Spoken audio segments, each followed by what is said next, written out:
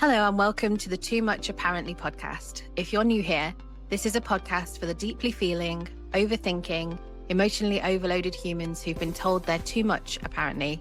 And if you're back, thanks for choosing to sit with us again.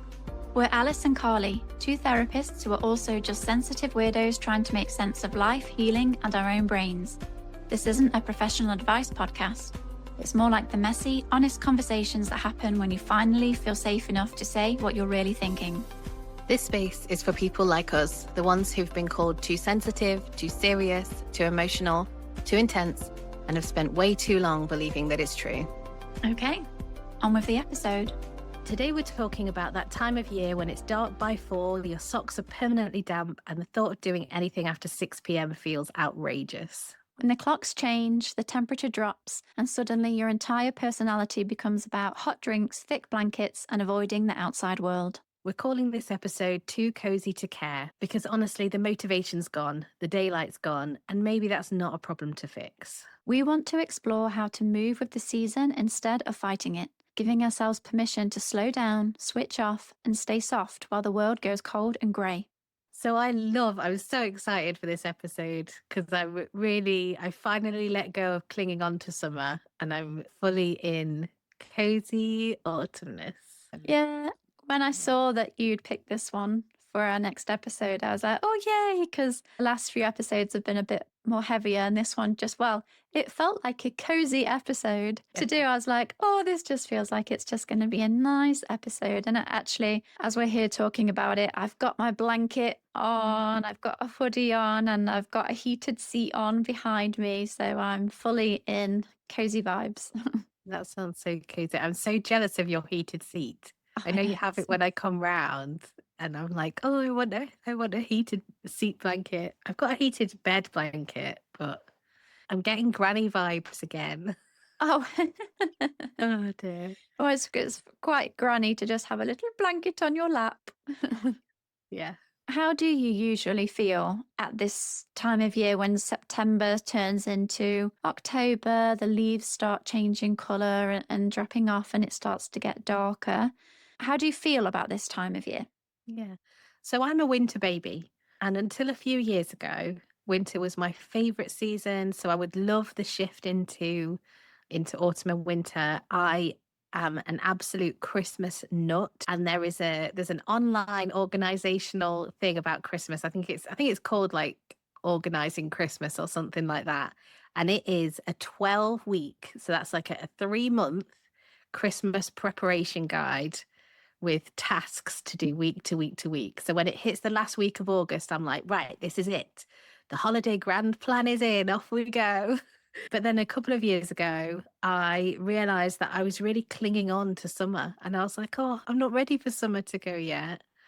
So it's a bit of a different shift for me now. So what is it? The 9th of October today. And I'm only the last couple of days in autumn in my mind. But The last couple of days of autumn. I'm only the last couple of days that I've accepted that we're in autumn. Oh, okay, I see. Yeah. Yeah. I thought you were like, autumn's done. I'm like, it's not done yet. No, I finally dug my hoodies out of the cupboard and got my cardigans back out, and I'm wearing long sleeves today instead of my stripy t-shirt. I need to invest in a long sleeve version of my stripy t-shirt. Yeah, it's a few years ago now. So I feel like hibernating has become a thing on social media. I see it a lot. I saw a great video on TikTok the other day about splitting autumn and winter into 4 sections and having a focus for each of the 4 sections to be able to kind of cope through till the light starts returning in the spring. But before it became a thing, I was already into what I call hibernating. And so have a little hibernation plan that I shift into. But yeah, normally I'm well into it by now. So yeah, like I said, there's the holiday grand plan. There's Gilmore Girls goes back on in September. That's a real Gilmore Girls. a real cozy autumn winter show. I'm sure there's other things as well, but like Christmas films. I'm normally into all the Christmas films, especially the rubbish Christmas films. Yeah, I can't remember quite what you asked me now. But yeah, You hibernation, answered. I love it. Yeah. Oh, this feels far too early for me to be thinking about Christmas. The idea of starting like this 3-month grand Christmas plan. To me, that just feels like I almost get panicked thinking about that much amount of organization and preparation. And I'm sure it's just a bit that you do each week or something, prepare. But no, I need Christmas to be contained in December. December the 1st, Christmas. But before that, especially because my birthday is November the 28th, Yeah. so it can't be Christmas till my birthday. I'm not blending my birthday into Christmas.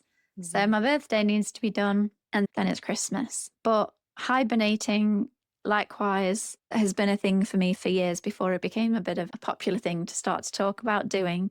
I've always naturally felt the pull to hibernate. It feels like my body is evolutionary, biologically doing its thing. Yeah. And so it's a very much a felt sense in my body. But from a season perspective, I mean, you said that traditionally you're like a winter gal.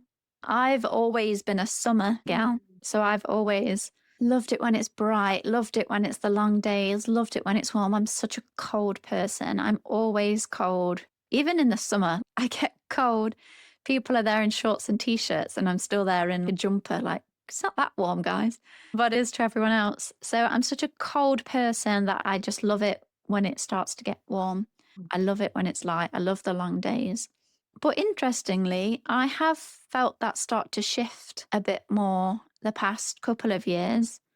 Usually, this time of year, I would be really mourning the loss of summer, almost have like a mini grieving period for the fact that, no, why is it over again? But the past 2 years, I feel like I've kind of, I've not like said, come on in, but I've welcomed it in more.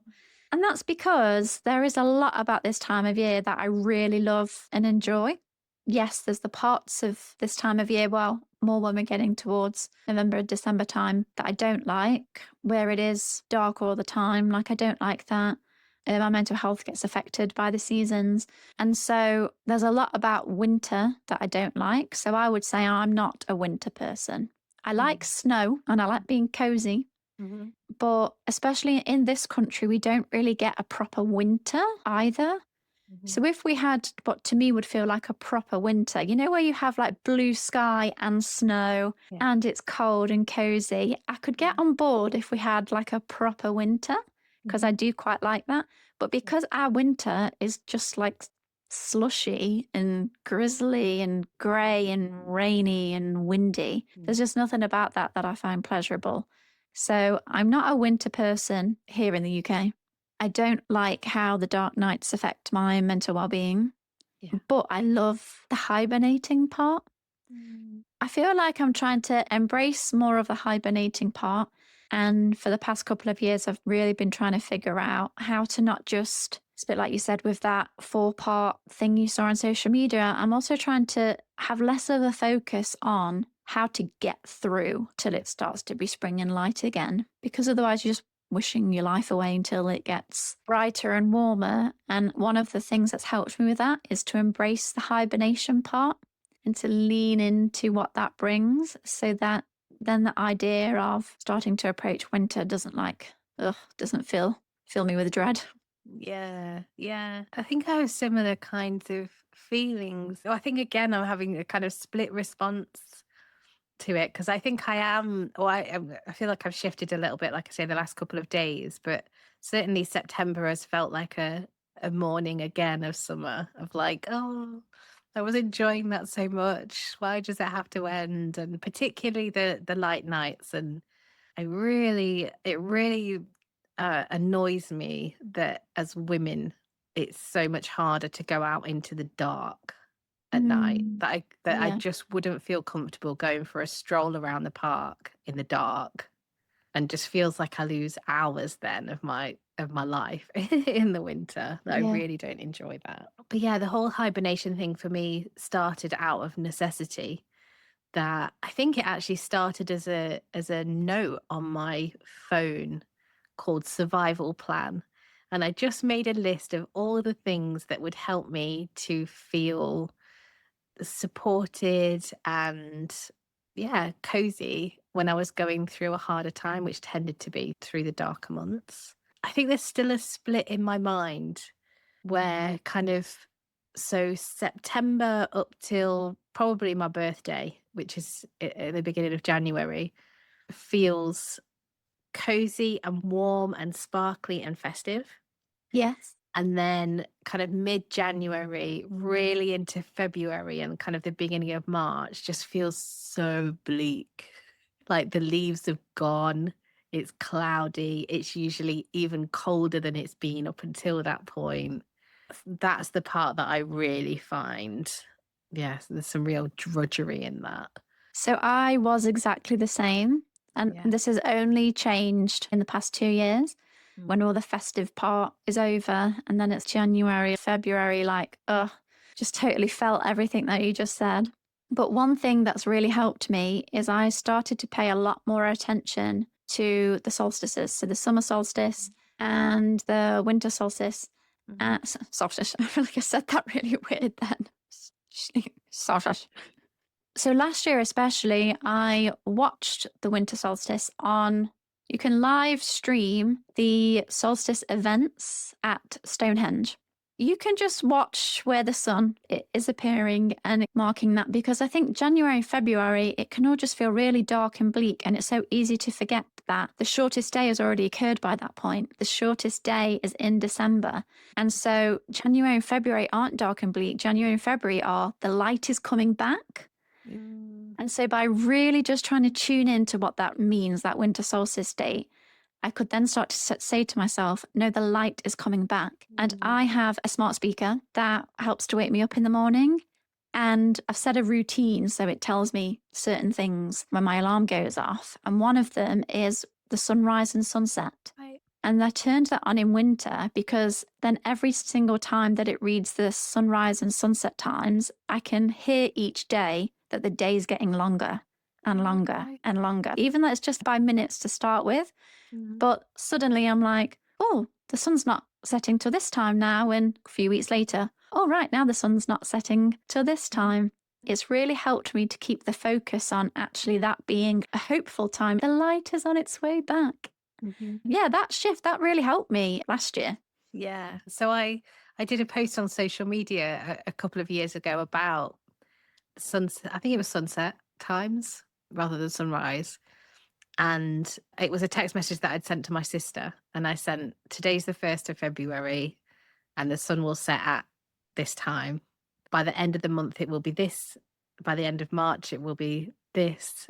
And, you could really see it kind of moving on. And March is brilliant because we get the clock change.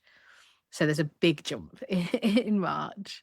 So yeah, I absolutely do find that helpful. Do you turn it off though when it's getting dark? Like like I'm wondering, like this, like when you wake up in yeah, in October, is it like sort of getting shorter and shorter every day and having the opposite effect? No, because when I decided to do this, Yeah. I tried to make both of them positive. So when it's the summer solstice and it's the longest day and it's going to start getting darker, instead of focusing on, oh, now it's getting darker, then the Yeah. focus can be on, oh, really appreciate the light that you've got each day. Okay. It'd be so easy to view one as good and one as bad. Yeah. So I thought, no, the winter one can be about hope for the light that's coming back, and the summer one can be about be really grateful and recognize the light that you have as it starts to go away. Oh, I like that. So, That's a nice balance. yeah, so I've tried Yeah. to focus it like that. Yeah. So I had this note on my phone that's kind of started as a survival list. And then I have listened to so many YouTube videos about how to pronounce this, not for this episode, but in the past. But I got some books for Christmas, must have been 2017, I think, maybe 2018, about Hygge. Oh, yes, yes. I'm sure if there are any Danish listeners, they can critique my pronunciation there. Yeah, because you spell it Hygge. Yes, yeah, that's right. Yeah, I used to pronounce it as Huggy. Well, I like that though, because it's like, it's like a hug, like cozy. Yes, Yeah, that's kind of how it nice. feels in my mind. Yeah, so for anyone who doesn't know, it's a Danish concept which is about being cozy and focusing on well-being, coming from finding different ways to create a warm atmosphere and just enjoying simple pleasures, maybe with good company, maybe by yourself. But yeah. Yes, it's kind of about those quieter pleasures that you share with close friends, like sharing meals, celebrating small joys. But I know there's not one word that it kind of encompasses, but it kind of makes me think of coziness and contentedness in the quiet, small things. I think for me, it also has an edge of whimsy to it. Oh, okay. I just love whimsy in general. Yeah. Anything whimsical. Yeah. Yeah. So like candles and blankets and fairy lights and yeah. So this was on your survival plan. It's kind of grown. So it started off being just a note on my phone about a survival plan. And then I read about Hygge. And then yeah, I think it's kind of grown from there, I guess, as there's been more awareness about it and more people talking about it and writing about it and things like that. And thinking about, oh, what's the name? That book, Wintering. Oh, I've still not read that. She's autistic. What's her name? By Catherine May. It's a really good book. So I think when I read that book was a bit of a turning point for me. So even though I was already doing some of the things and had really recognized that I needed to have this rhythm through the different seasons, I think I was still holding some shame about it and feeling like I wasn't able to do as much as everyone else, or that it was just that I just convinced myself that it was something and really I was just being lazy. But what that book really did for me was point out that actually it's normal to live in these rhythms, and not just normal but healthy. Like it's healthy to have these different rhythms, to be aware of the changing seasons on our, our moods and our energy levels, and just being more aware of what we need in different times. Yes, I relate to that because historically, I feel like there's been a pressure to still be able to go out when it's dark, still be sociable, still be doing lots of activities and things like that. And knowing that there are other people that still like maintain making the most of their evenings and feeling like, again, that's what I should be doing too. Mm, But actually, I've come to realize that I like hibernating. And mm, I feel like it can be okay that spring and summer is a time that I get out and I do more. And then autumn, winter is when I hibernate and I do less. And that also, I then need that so that I can then be out more in the spring and the summer because I can't keep up that level of constant doing and activities and socializing.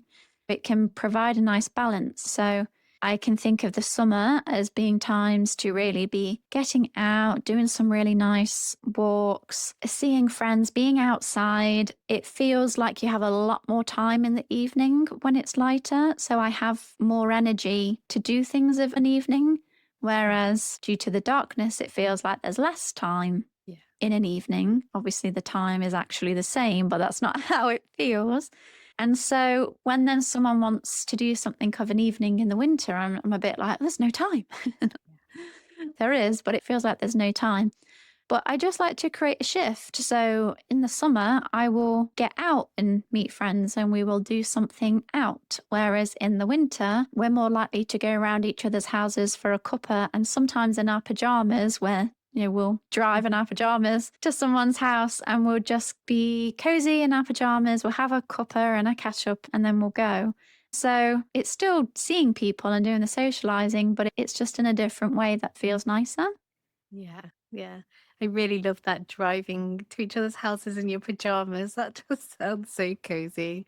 I really love Yeah. that. I really Well, love it's that. dark, so people can't, as Yeah. long as you don't break down, people Yeah. people don't know that you're driving in your dressing gown and in your Yeah. pajamas. Yeah. I'm like, oh, I want to come in my pajamas tomorrow, but I'm going off to a hotel afterwards, so that's not going to work out. I'm not going Oh, you could have done otherwise. to. Yeah, yeah. You'll have to do it one time. Yeah, yeah. But I really like what you said before about it not being like getting through, because I don't see it that way. I think it maybe started from a position of how am I going to get through to this time?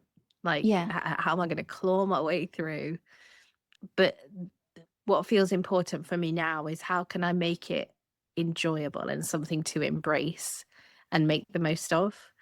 Because as much as we kind of touched on a bit in our introduction there about it being cold and wet and dark and miserable and all of that, that actually there are some really lovely things about winter. Now my brain's just gone completely blank about what those lovely things are. Um, well, Yeah, I think kind of how I said before that the first half of autumn and winter, so autumn and the first half of winter, I find easier because I don't drink pumpkin spice lattes, but I know they're popular. But I like yeah, even though I don't drink them, there's something just, I think, do you know what? I think there's something even just in the rhythm of the marketing there, which I'm not sure I'm entirely comfortable with, but just like, oh, yeah, we're back to kind of pumpkin themed foods and maple whatever, and yeah, that there's something kind of predictable and soothing about that. And then, like I said before, I love Christmas. I love the festivities. I love all the decorations and the lights and all of that. And I like what you said about focusing on the return of the light after the equinox.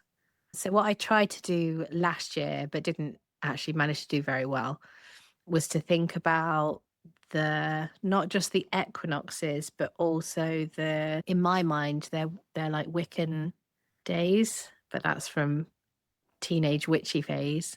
yes. I'm sure they've got proper names. What are Like they the more called? like the pagan Pagan, that's it. Yeah. element to it, yeah. Yeah, yeah. Because there's one every kind of 6 to 8 weeks, which I feel like breaks the time down quite nicely. Yeah, I think having rituals is missing a lot from modern life. I think having Yeah. rituals is really important for us as humans, and I think having those kind of, I guess, as people have come away from religion, as I don't know what the attendance stats are these days, but I assume a lot less people go to church than they did before, that we've come away from celebrating the perhaps smaller festivals. I'm thinking Yeah. about like when you were a kid, you'd always do harvest festival at school and stuff like that.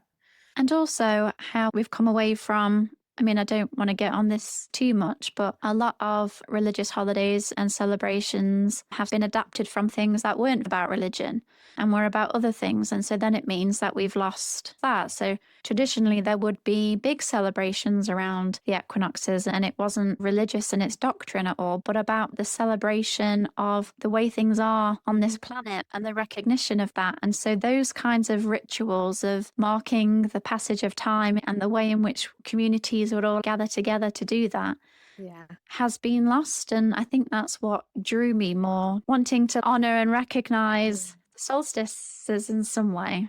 Mhm. Yeah, yeah. And as you're talking about that, I'm kind of thinking almost as like as nature as religion in some way. And I'm not entirely sure what I Yeah. mean by that, but I think there's something important there that I want to explore a bit more. Yeah.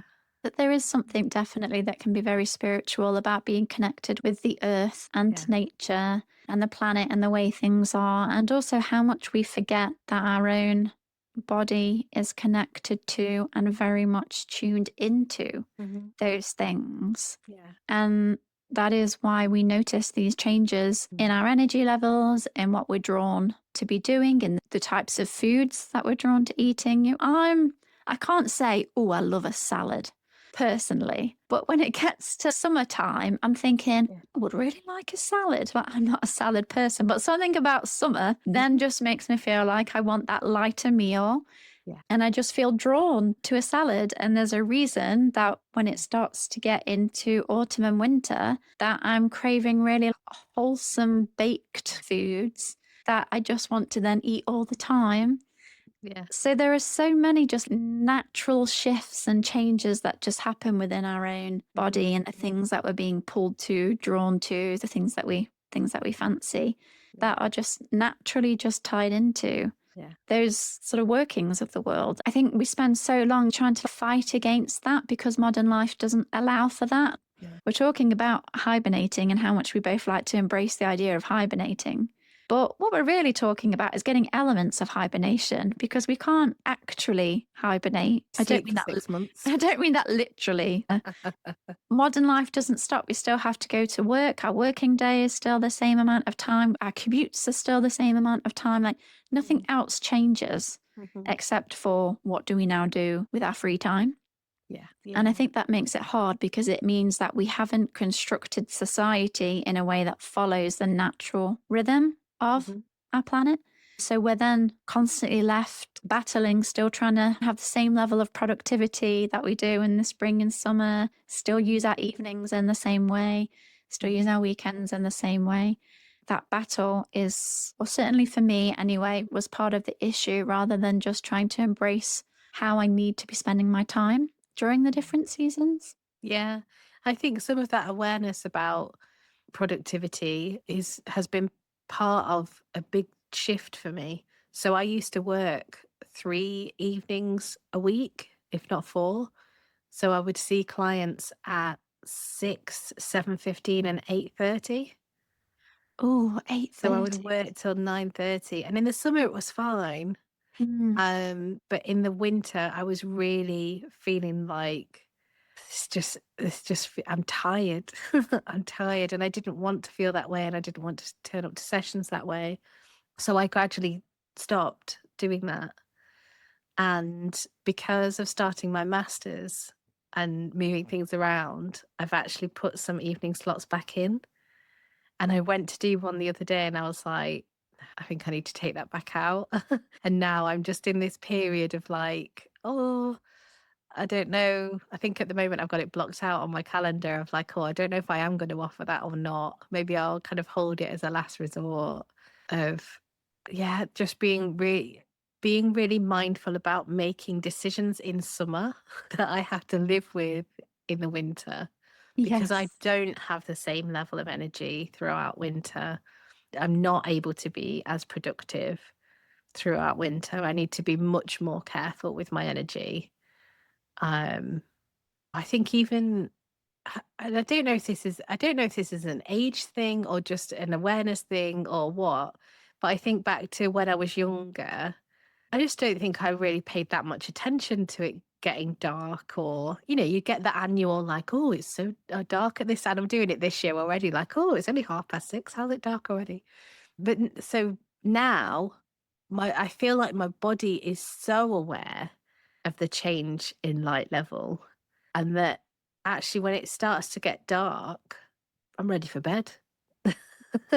Yeah. I'm ready for settling down in bed.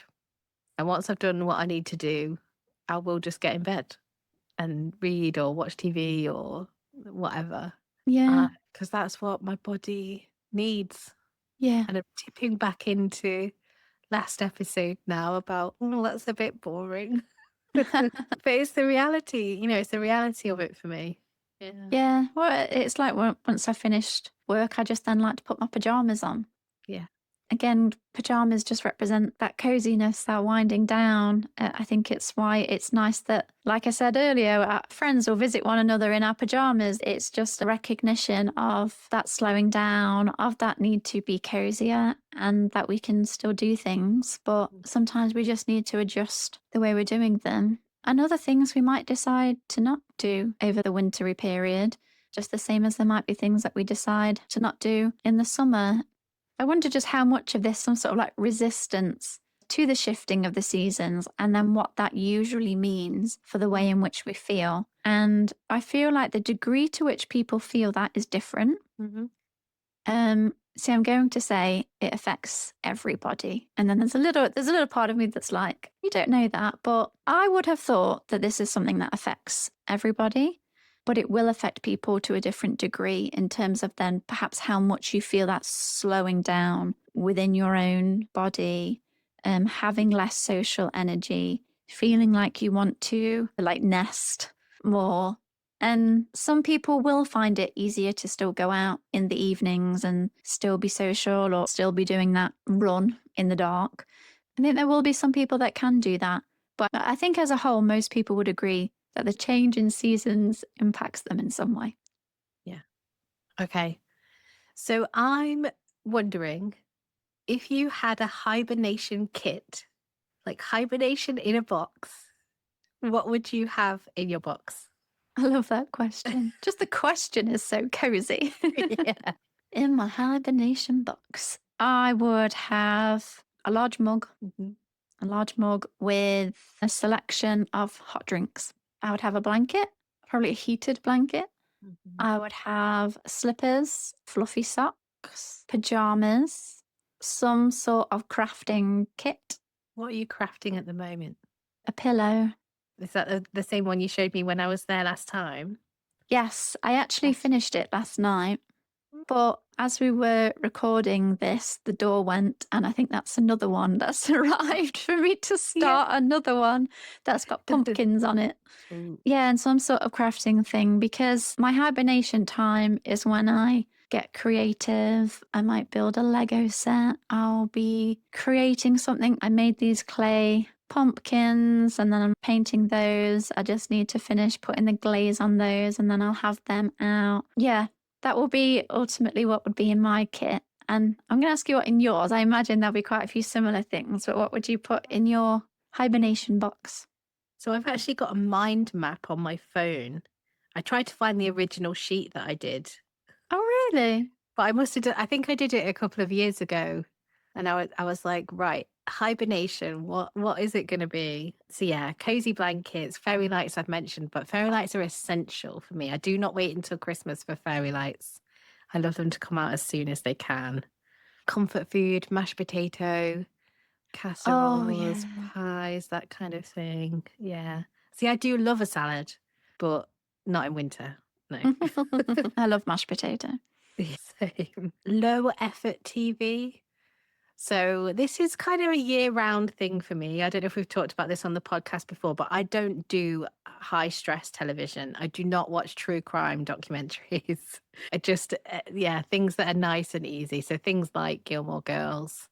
And it's probably why I like soaps so much as well. Like they're just, yeah, predictable and you know They're what you're not going to nice and get. easy. They're just constant drama. It's just drama, drama, drama. It is, but there's also the familiarity and the consistency and all of that. So Yeah, it counts for me. Yeah, kind of yeah, whatever explosion is going off in Emmerdale is about as stressful as I can manage, especially right. in winter. I would probably have my walking boots in there Yeah. because even though that's not hibernating in the sense of hunkering down in my house and being cozy in that way, I love going for walks in winter and just noticing the change in seasons, you know, wrapping up warm, having like a I don't like hats, but I like, you know, like the knitted headbands. Oh, yeah. So wear those and a scarf and gloves and, you know, maybe having a hot chocolate or something on your walk and being cozy that way, but still getting out and getting some fresh air. So I'd probably have those. Oh, yeah. Um, You're coming up and with some great ones. and scented candles. I know you're not, I know you're a bit kind of about scented things, but I love having a seasonal scented candle. So what have I got at the moment? I've got one that's just called Autumn Glow, which doesn't really tell you what it smells like, but it's orange coloured, so you can maybe guess what it smells like just from that. And then I've got National Trust do brilliant candles, and I've got one at the moment that's it's got the candle in the middle that smells of like fir or like pine trees or something. And then around the outside, it's got like clear gel with like things in it, like just like little wintry decorations. And then downstairs, I've got a summery one. So just again, just that kind of change in the scents. And I've got a really nice winter one that's like kind of cinnamon and orange and, you know, smells very Christmassy. That there's, yeah, just the sense of the seasons feels really important Yeah. to me. Yeah. I like whether it's candles or other decor. I think it's nice to have a small amount of decor because I don't like clutter, but a small amount of decor that represents the season that you're Yes. in. So I've got a plushy pumpkin that goes down. I've made those clay pumpkins that I'll put out, and I've got a pumpkin themed wreath that I've put on my outside bathroom door. And I feel like it's quite nice marking the change in seasons by I keep saying seasons.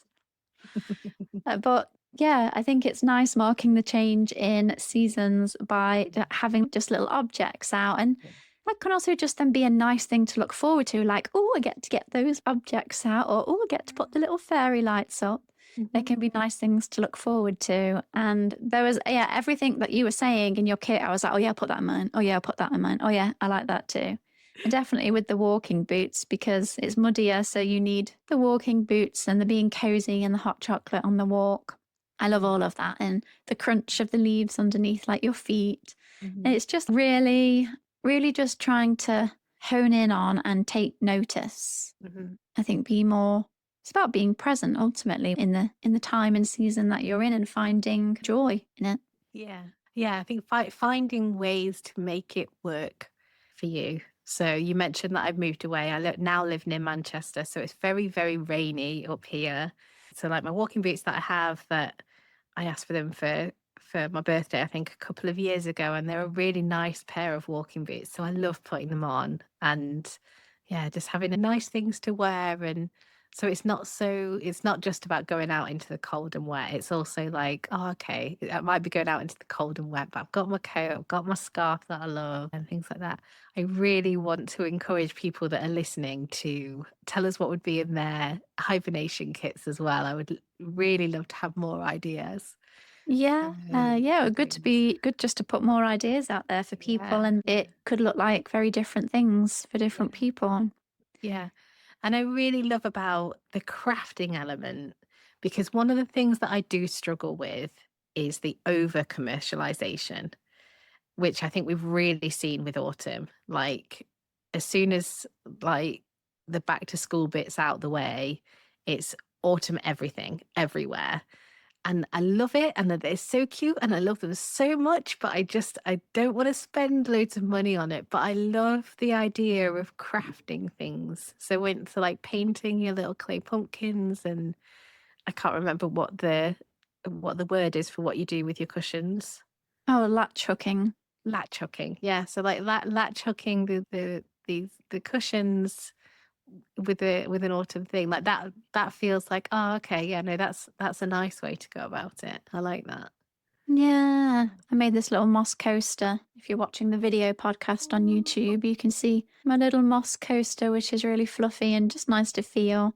And I've ordered a couple more to do because okay. I love getting crafty and I love creating things, but I'm very much prone to perfectionism and perfectionism sucking the joy out of things. Whereas I know it's more money, but if I buy kits, if it's something that you're just following the instructions on, then you can't really get too caught up in perfectionism. Like you can a bit, but for me, nowhere near the same as if I'm making something from scratch. So the clay pumpkins that I made from scratch, like perfectionism made that last significantly longer than it should have done.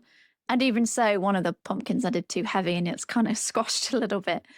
But when it's some sort of kit or craft, and especially with like the latch hooking the pillow, you don't have to put much thought into it. And you can do it at the same time as watching TV or a film. And it's repetitive. So it just feels quite therapeutic. So you don't have to be a creative person or you don't have to be particularly good at arts and crafts. There are so many different things out there where you just have to follow the instructions Mhm. and a low effort, but then feel really nice when you finished and you see like the fruits of your labor to be like, oh wow, that looks really nice. And my cushion that I finished, which I've now put on a little chair that I have in my kitchen dining room, it looks Mhm. really, really nice. I'm excited to see it tomorrow. Oh yeah, I'll show you. I feel like everything we've spoken about so far really shows how much we have really worked on this and tried to embrace the change in seasons and allowed ourselves also to slow down and do less and get cozy. And I'm just wondering about the people who are listening who maybe are struggling that, who maybe feel like slowing down or being cozy means that you're being lazy or not being productive, or slowing down means failing in some way, and what it might be like for those who are struggling to do that.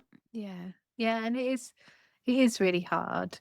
And I think for me it comes back to that I'm not a machine. I'm not a robot. I can't be on all the time as much as I wish I could, because when I'm really like in a place of high energy, I can do so much and it feels great, but I can't sustain it. And so yeah, I think it is about that, and that is a difficult thing to have to come to recognize that it's not sustainable. So again, I think like other things we've talked about, it's come from necessity, um, moving out of that. And lots of compassion, like always, lots of compassion for the struggle and knowing that it's okay. Like nothing bad is going to happen if you let yourself give in to the rhythm of the seasons. Yeah. What would Yeah. you say? I do think it's hard because there are things that I've tried to do during the wintry months that I've had to stop. And I felt bad, like there is something wrong with me for not being able to when other people can, because like I said before, not everybody feels that pull to hibernate as much as other people and can be more out there or doing more things. And I remember a few years ago, I've wanted to do amateur theatre for ages. And I actually joined a local amateur theatre group and I got given a role in the play and I started to go to rehearsals. But this was like during, as it was getting darker. And then rehearsals were like 2 evenings a week. And then as it was getting closer, it was sometimes at the weekends. And it just reached a point where I was just getting more and more overwhelmed and not wanting to go. And don't get me wrong, there were several factors that made me want to stop and not do it anymore. But I also know like a big part of it was just getting out in the evenings and especially twice a week and being there till late and then having work the next day. And it still baffles me how other people can do that, but I can't. Or I find that very difficult and it means other things suffer and then have an impact on my health and well-being. But it's very easy to then go down the route of, oh, I'm not as good as, or they can do it. Like, why can't I do it? So I do think it is really hard. Sometimes, again, it comes back to wanting to be able to be different and then having to come back to, but I'm not like that. That's not how I operate. And that doesn't mean that I am less than or not as capable or not as productive. It's just I am different. My body is different. The way my body responds to what's going on in the world and what time of year it is different. And so, yeah, that's just not going to be me. And so I imagine that there are quite a lot of people listening that have certain messages around what it means to slow down or do less or quit that thing or stop doing that thing because it's too hard this time of year and maybe feeling like, oh, what's wrong with me? Why can't I do this? And comparing yourself. But it's just never helpful. We are who we are. And yeah, sometimes there are things, if they're really important to us, that we might want to try and find a way to continue. Like for me, I have a very on and off relationship with exercise due to my health issues and going to exercise classes. But after recently having had to stop for a couple of months, I'm starting to try and go again. But I'm starting to now try and go again as it's getting darker. And it's like, oh no, this is going to be so hard. But that's also something that I want to try and do and I want to try and maintain. So I will try to, Mhm. but it's also okay if it gets difficult. And Yeah. I think it's recognizing the difference between I don't have any energy for this. This is not something I want to be doing with my evening. I would prefer to be spending it like this. Yeah. Or this is a thing I want to do and I feel better once I've done it. I've just got to get over the hump of being like, I don't want to go out. I don't want to go out. I don't want to go out. Yeah. Yeah. Yeah. And as you're saying that, I'm wondering about different ways that you or other people in that kind of situation, yeah, kind of like how I was saying about like with my walking boots, like I've got a pair that I love and that, that makes it easier to put them on to go out. I wonder what little things other people could think about. And that's not, I don't have any answers in my head as I'm asking the question. But I wonder what things might make it easier to get out and do that, whether that's, being able to have some kind of reward afterwards or knowing what you're coming home to afterwards or really focusing on that feeling of how you'll feel when you've gone out and done the thing.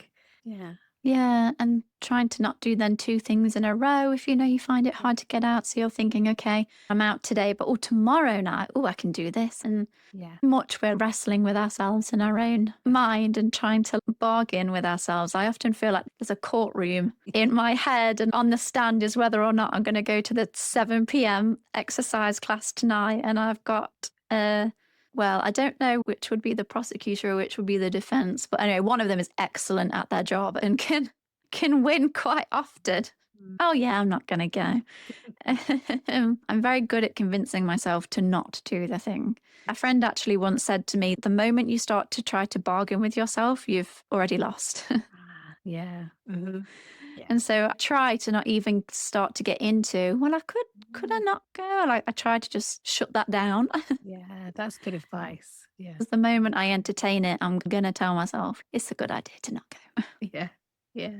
If you've ever been called lazy, unmotivated, or not yourself this time of year, you're not failing, you're adapting. This week, notice one small way you could make life softer: a slower morning, a gentler plan, an unapologetic early night. Next time, we're going back to where this all started. Too late to find out. That moment of realizing you might actually be neurodivergent, and the mix of relief and grief that comes with a late diagnosis or realization. The, oh, that explains everything moment. We're unpacking what it's like to meet yourself later in life, make peace with missed chances, and discover it's never actually too late to understand who you are. But for now, we'll leave you with this. What would change if you allowed yourself to slow down and just let yourself be cozy? That's all from us today. If this episode made you feel a bit less alone, the best way to help us reach more people is to subscribe, rate the podcast, and follow Too Much Apparently on Instagram, TikTok, and YouTube. Those simple clicks help other sensitive humans find us when they need it most. Thanks for listening, and we'll be back soon.